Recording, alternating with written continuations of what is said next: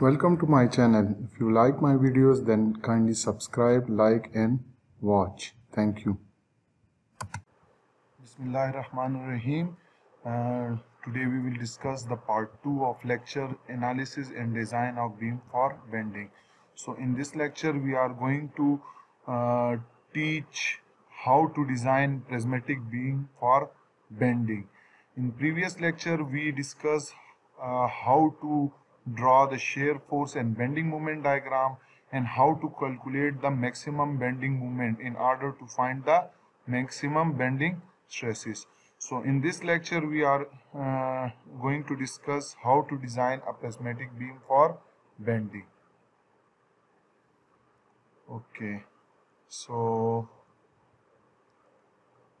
let's start. As we know that maximum bending stress is equal to M maximum C divided by I, where M maximum is the maximum bending moment, C is the distance from the neutral axis to the outermost surface, and I is the second moment inertia of the beam. Also, you know that if we divide both numerator and denominator by C, so it will cancel, and this I by C is known as S, which is known as section modulus. So this sigma max, our bending stress, comes out to be maximum bending moment divided by section modulus.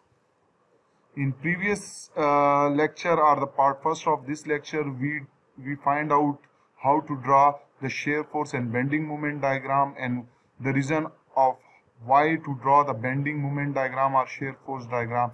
So the reason was that we have to find the maximum bending moment in the beam. So in that lecture we discussed that along the length of the beam the bending moment changes. So we have to find the maximum bending moment. So in order to find the maximum bending moment, we draw the bending moment diagram, and from that we find the maximum bending moment, and then that maximum bending moment is used to calculate the maximum bending stress by using the formula maximum bending moment divided by section modulus, which is S. Clear? So here we will also use the same concept, and we will find out the maximum bending stress in the beam, and based on that maximum bending stress we can also calculate the section modulus, and this section modulus is the geometrical property of the beam. So this section modulus can also be obtained by using the table that is available at the end of book as annexure C, in which we have W beams and S beams. W is for wide flange beam and S for short flange beam, and in that table we are given the different property of that beams. So we can take section modulus from that table and can also use in our problem. So let's start with a problem or example, and then we will define how you at the end you will be able to design a prismatic beam for bending purpose. Clear? So prismatic beams are those beams which have uniform cross section throughout all the length. So cross section remains constant throughout all the length. So while designing a prismatic beam, a safe design requires the maximum normal stress that should be less than allowable stress for the material is used. We know that we have one is allowable stress and one is maximum stress. The maximum stress can be obtained by using the bending moment diagram. So in bending moment diagram you will have a maximum bending moment, so from that you can calculate the maximum bending stress. One is the allowable stress. Allowable stress is the stress of the material that is used for beam. Clear? So that indeed the allowable stress for the material depends on the type of material is used. So we will have allowable stress and we have maximum stress. So this maximum stress should not increase the allowable stress. If it increases from the allowable stress, then so definitely the beam will fail. Beam will fail. So you have to either keep the maximum bending stress is equal to allowable stress, or you have to keep this maximum bending stress less than the less or equal to allowable. But you should not increase the value of maximum bending stress than the allowable stress. So again, maximum bending stress is less or equal to allowable stress. So by using this formula, we can also calculate the section modulus, but minimum section modulus should be equal to the maximum bending moment. Sorry, M is bending, and that should be maximum. So maximum mean that is higher value. We will not consider the minus or plus sign, because minus or plus sign will show you the clockwise or anti-clockwise rotation. So that's why we are taking the mode of bending moment, that is the maximum. Clear? So you have to take the maximum bending value moment and divide by allowable stress. That will give you the minimum section modulus of the beam, and it is the same formula that we use here. Sigma m is equal to m max over s. So s will be equal to m max over sigma maximum.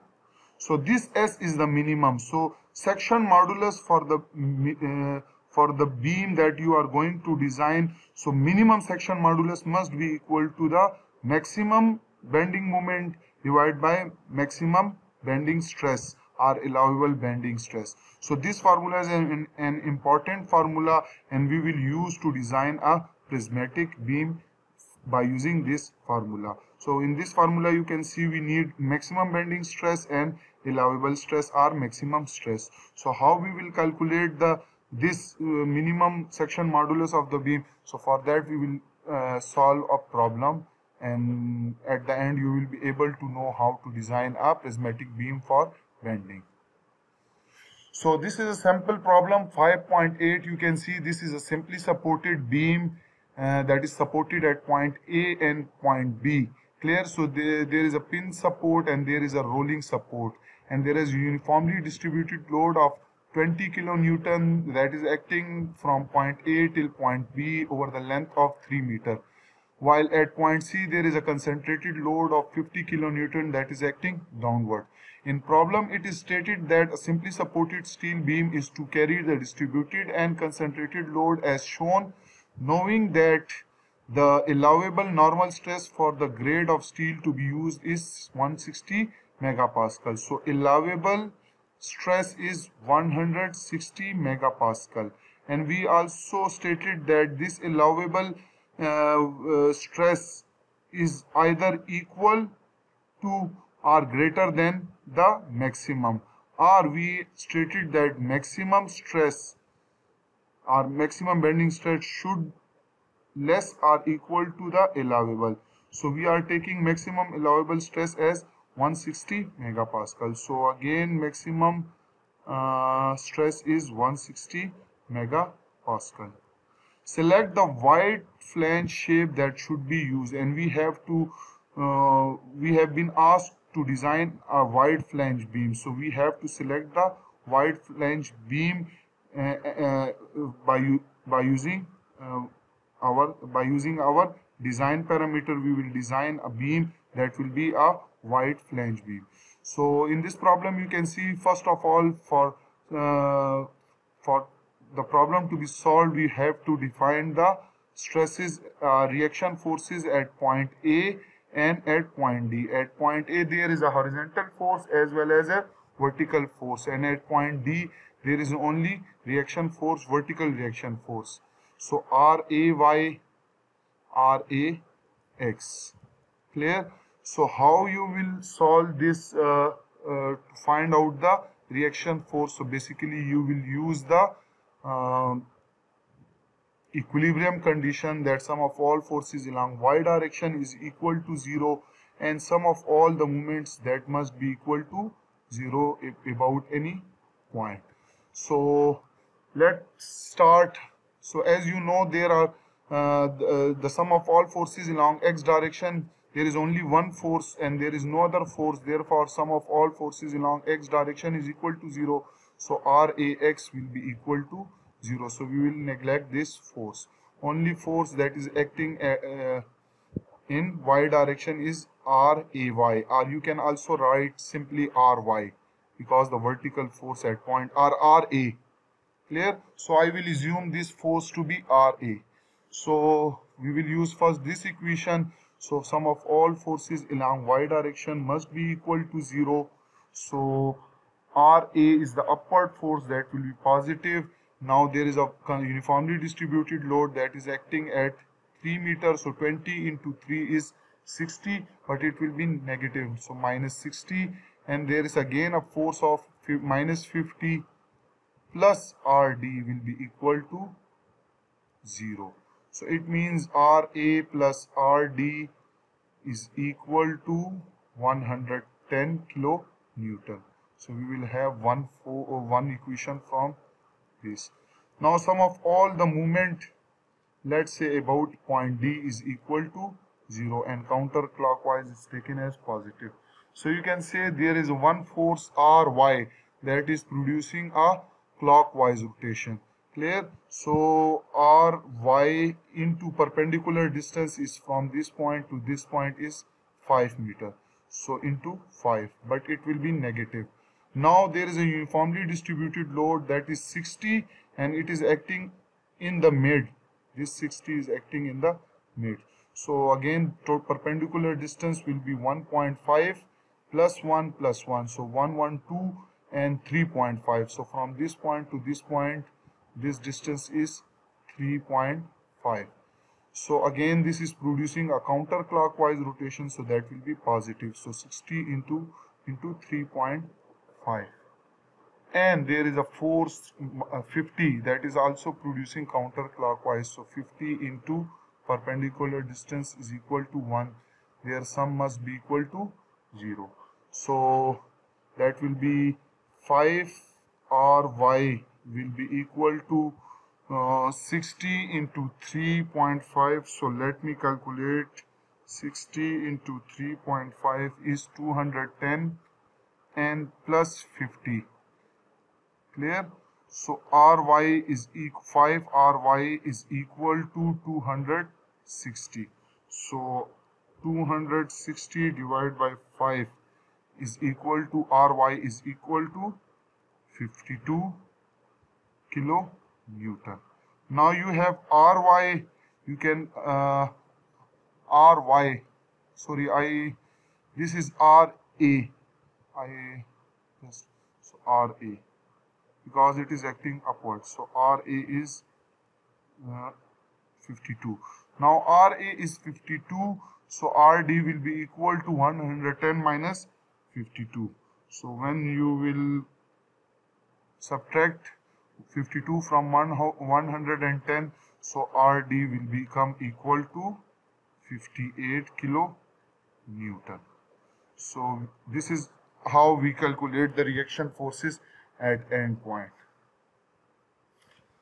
Now these are the solutions. So consider the entire beam as a free body diagram and determine the reaction forces at A and D.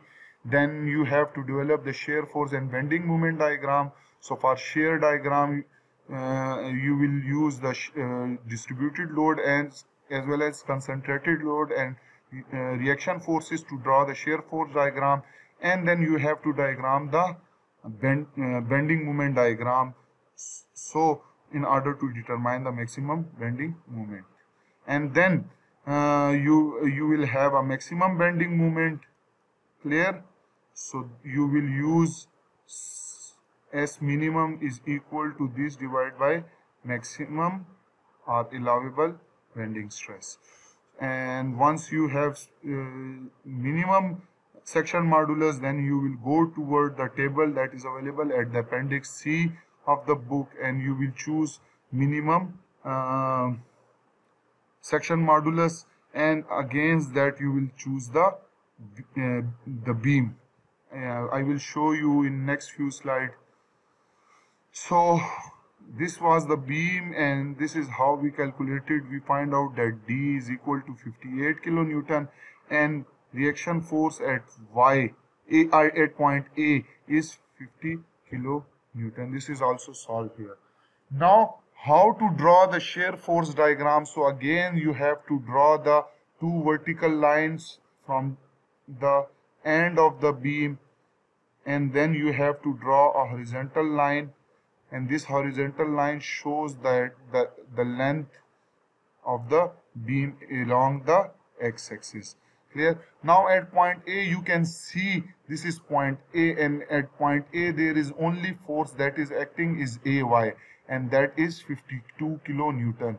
So you have to take appropriate scale. You have to divide this vertical line into your into equal parts or as per your scale, and you have to plot 52 kilonewton. So let this is the point where 52 kilonewton lies. So you at point A there is only shear force. On vertical axis we take shear force, and on horizontal axis we locate the length of the beam. So at point A there is only one force, that is 52 kilonewton, that is acting. Now we have to find if you use method of section or the method which we have discussed in earlier. So you have to take sections. Again it will consume too much time, so we will go toward the shorter we have to calculate it with a less time, with a less consuming time. So better is that this is point A where only 52 kilonewton is applied. Now at point B you can see that from point A to point B there is a uniformly distributed load, and this is this was 20 kilonewton. Clear? And this 20 kilonewton, if we multiply it with the entire length over which this uniformly distributed load is occurring, so it will give you a concentrated load which is 60 Newton. So this is 20 kilonewton per meter uniformly distributed load. Now you can see, if you this is the uniformly distributed load over the length of 3 meter. So when you multiply 20 into 3, it will be 60 kilonewton. So area under this curve is the shear force. So area under this curve, this is 20 kilonewton per meter, and this is the length. This is the force, on vertical this is the force, that is 20 kilonewton to meter, and this is the total length, this is 60. So at point B there is 60 kilonewton force will be occurring. But remember that at point A there was a 50, so at point B there is a 60. So total, this is plus 52 and this is minus 60. So at point B there will be a minus 8 kilonewton, because at point B there is minus 60 and at point A there is a 52. So again 52 minus 60 will be minus 8. So at point B the shear force will be minus 8 kilonewton. Now you can see that the uniformly distributed load is a constant line having 0 degree. So shear force diagram will be the first degree line. So you can obviously you can join them by using ruler. So when you join them, it will give you the shear force diagram.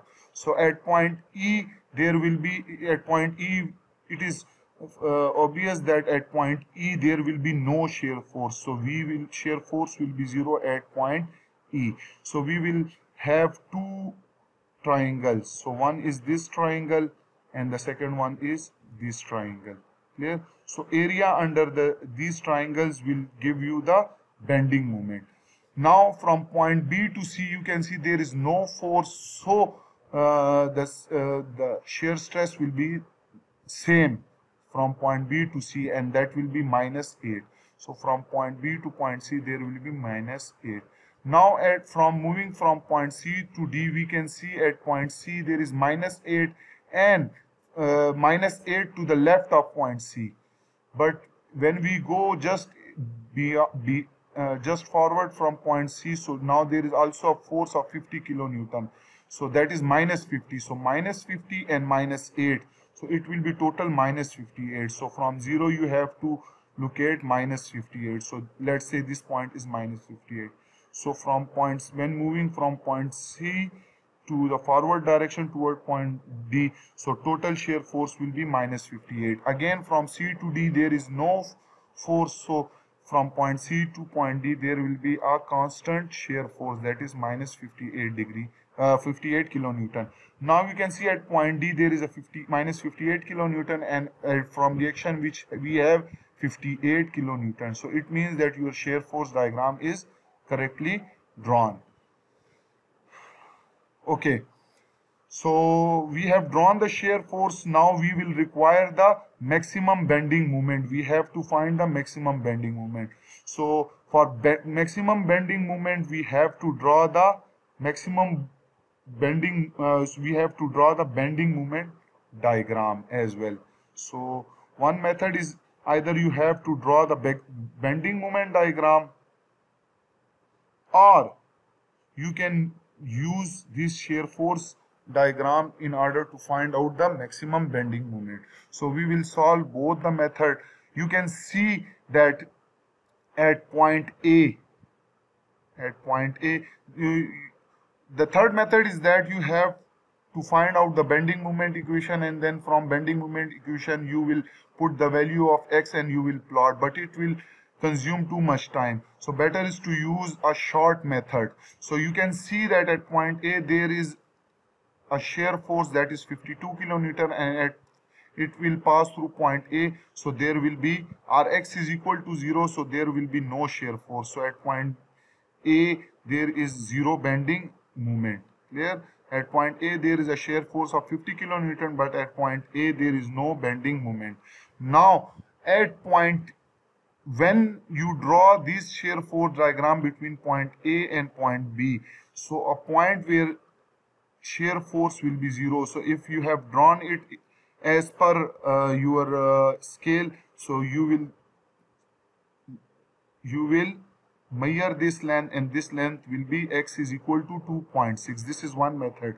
So at a length of 2.6 meter from point A, the shear force will be 0. So at point E, x is equal to 2.6.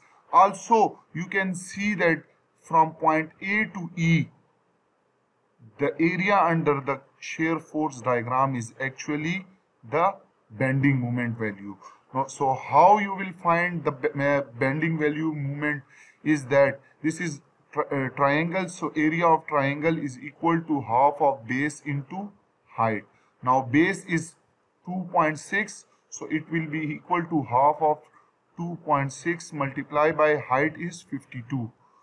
So when you multiply it, it will give you 67.6. Again it is written over here. So area under the shear force diagram between A and E is 67.6. So at point E you have to plot the 67.6 as per your scale. So let's say this point is point E, and at this point it is 67.6. Clear? Bending moment is 67.6 kilonewton into meter. Now at point B we have to find also the bending moment. So you can see that area under the line EB is the bending moment value. So how you will find the bending moment value? So you know that this length from E to B is, again this is total from A to B, it is 3 meter. So from A to E is 2.6, so this length will be equal to 3 minus 2.6, which is 0.4, and this is length. Let me share. The area of this will be equal to half of base, which is 0.4, into height, which is 8. So again this will be equal to 1.6. So this is 1.6. Again this will be downward minus 1.6 because it is minus. So it will be minus 1.6. So at point E it was 66.7, and at point B it is reducing minus 1.6. So at point B it will be 67.6 minus 1.6, it will be equal to 66. At point C, as the area under the line BC is a rectangle, so its area will be equal to, area of rectangle is equal to B into H. So in this condition, B is length between BC, which is 1, and height is again minus 8, which is this. Clear? So that will be minus 8. So if you subtract minus if you subtract minus 8 from 66, so it will be minus 58. Let's say this point is minus 58, or sorry, plus 58, because 66 minus 8 is plus 58. And from point C to D, again there is a constant, there is a rectangle, so length is 58 and height is length is minus 58 and height is height is minus 58 and length is 1. So area for this will be equal to 1 into minus 58, so which will be minus 58. So this is plus 58 and minus 58, that will be 0. So this is point E, this is point B, this is point C, and this is point D.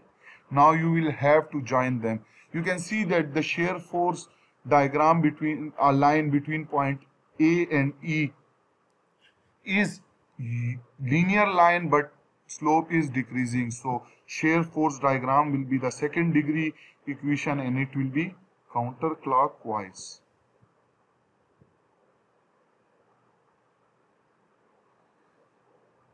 Now from point E to B, it is again a first degree line and slope is decreasing, so it will be again a curve.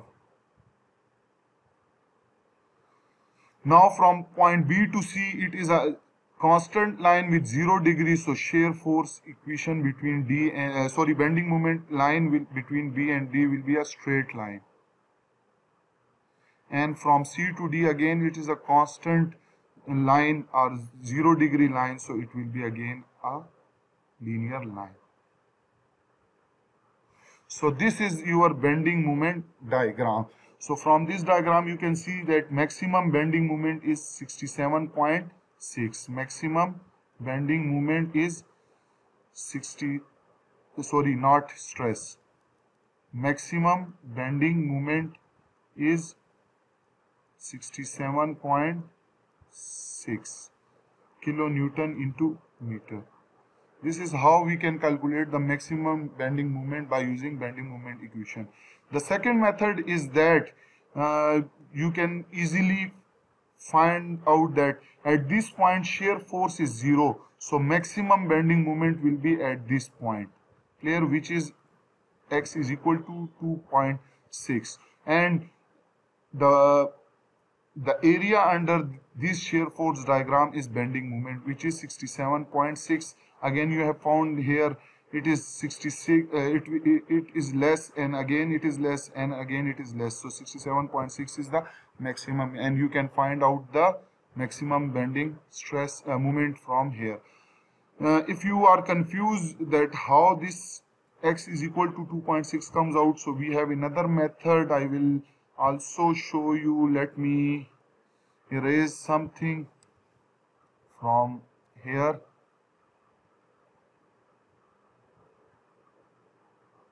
So if you look at these two triangles, triangle A, let's say this point is A dash E, and triangle E B dash, these are similar triangles. So by similar triangle means if we take the ratio of their corresponding sides, that will be equal. So if we take A dash A dash over B dash, that will be equal to AE over EB. Clear? Let we do not know this distance, and we know that this distance is x. So obviously this distance is x, so this will be if let's say this total distance is, this is x, so this will be x minus 3 because total distance is 3, so this will be x minus 3. Clear? So you have to put the value. A dash is 52 divided by B dash is 8, AE is x and EB is x minus 3. So when you solve this, this x comes out to be 2.6. So at x is equal to 2.6, the bending stress, shear force will be 0. So bending stress will be maximum at x is equal to 2.6. So again, if you have the bending moment equation, so you will put x is equal to 2.6 and then it will give you the maximum bending stress. Either you know that at this point x is equal to 0, shear force is 0, so bending moment stress will be maximum at this point. So how you will find? You will find it by taking the area under this shear force diagram, so which is equal to half of this distance, which is 2.6, and this height, which is 52, and that is 67.6. Once you get this maximum bending moment, the value of this maximum bending moment, so you will have to use the formula of minimum section modulus. So let me erase all these things. So you can see that VA is equal to this, and VA minus VB minus VA is equal to area under the load curve, which is minus 60 kN VB. All these things have been discussed, and we came to the point that at x is equal to 2.6, shear force is 0, and maximum bending moment is equal to area under the shear curves from A to E, and this was the area.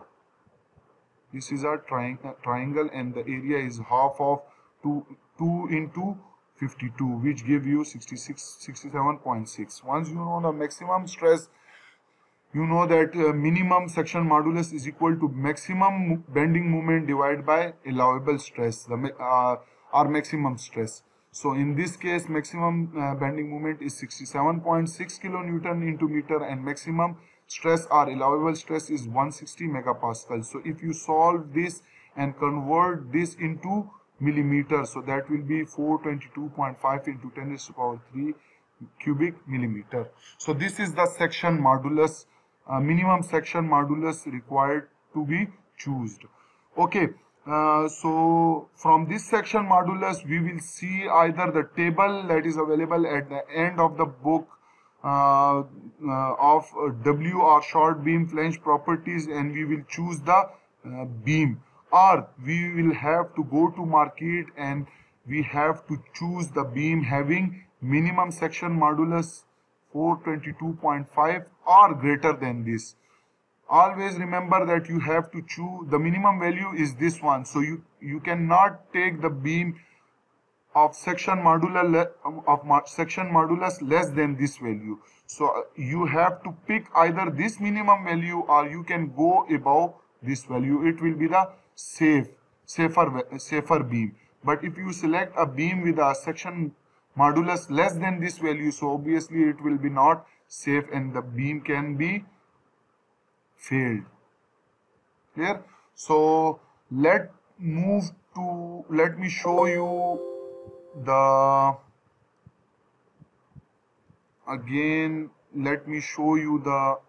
section modulus for the beam. So this is appendix C that are available at the end of big book. Also you have to see whether this whether you are selecting a property of a table having property in millimeters or in inch. So you can see here the properties are in inches, so you have to go toward the millimeter. So these are in millimeter. So the minimum section modulus was 422. So you have to select the minimum section modulus, that is 422. So you can see there is a value of 475. Let me zoom it. So there is a value of 475, that is W360 by 32.5, that is again maximum than 422. So you can select this value, you can select this, you can select this, all this. Clear? Again, if you go above W, sorry, let me check again, 442, W10, W2442. So you can see this 416, which is less than, so you cannot select this beam, so you have to check. Also, one more thing is to remember, just like now I have explained that you can use where is it, so you can use this W32.9, W360 multiplied by 39, and you can also use, so you can use all the beams of section modulus above 422 are equal to 422. But remember that in wide flange beam, this W360 multiplied by the second term, so this first value show you the height of the beam. Clear? This is W360, means it 360 millimeter height, and the second value show you the weight per unit length. So this 551 is kg per meter. Clear? So it is also written over here, a wide flange shape is designated by letter W followed by the nominal depth in millimeter and mass in kilogram per meter. So again, this is 32.9 kg per meter, 39 kg per meter, and 44. So you have to note down all the values of this section modulus. One more thing is, if you look at the table, there is two values, that is Sx and Sy. Section modulus is about x-axis and section modulus above y-axis. So if you look at the orientation of beam, the x-axis will be this one. So let's see, this will be like this. So usually our beams are usually positioned in this manner. So if your beams are not like this, if your beams are like something like in this orientation, so let's say this, if they are lying in this orientation, so again in this sense, this will be your y-axis. So for that you will have to select Sy, but it is not mentioned in our problem, and we consider that beam are usually placed in this orientation, so that's why we are using the value of Sx. Clear? So from that you have to choose the value of section modulus equal to 422 or above. So in our case, I have selected the different values of the beam. So you can see from this figure or from this slide, you can see we have minimum S values, and we have choose different beams that have values equal or greater than 422. So this W410 multiplied by 38.8 is having section modulus 637 Newton to power 3 cubic millimeter. So this will have 474, this and this and this. So in all this you can see its values are greater than 422, but we will select the minimum, or we will select the value of S that will have less mass, because as a design engineer you have to also check the cost parameters. So you have to select the beams that will be cheaper as compared to the other beam. So if let's say if you select this, so definitely its weight is 38.8 kg per meter. So if you select this, now it has lesser mass than this. So if you compare these two, so the best choice is this one. Again you can go to this and this. Also you can check that from all these values, the lesser value of the beam weight per unit length is this one, 32.7. So if you look at this first and this, this value is section modulus value is the lowest of all. So if this, now we will compare this 1 and 2. So from 1 and 2 we can see that this beam have lowest section modulus and even closer to 422, and this 474 is higher than 422. But if we compare both these two, so we can see that the second value, this is 32.9 kg per meter and this is 46.1 kg per meter. So obviously the weight of this wide flange beam will be very high as compared to this. So we will select this beam.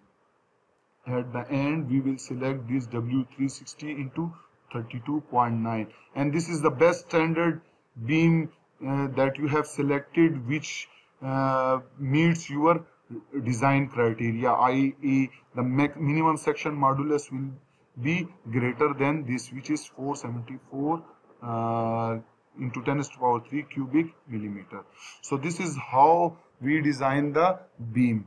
Again I will repeat the I will conclude it that we will have a beam that will be under the given loading, and we have to ask to design the beam. So under the beam under the loading, we have to draw the shear force and bending moment diagram, or we have to only draw the shear force, and by using the shear force we can see where the shear force is minimum or zero. So at that point maximum bending moment will occur. So we have to find out the maximum bending moment, and when you have maximum bending moment, so you will use minimum is equal to bending moment maximum divided by allowable, so it will give you the minimum section modulus. Then you will have to go to the property tables of the beams that is available in book at the end of book as appendix C, and you have to search for the minimum section modulus beam. So from that table you can choose more than beams, but you have to check that it should have lesser mass per unit meter. Clear? So among them you will have to choose a one beam, and that one beam with meeting the criteria of minimum section modulus and minimum weight per meter will be your design beam, and you can use them as per your required loading. So this was all about how to design prismatic beam. If you have any question you can ask in comment section. Thank you for watching. Again, if you like my video, kindly subscribe, like and watch. Thank you.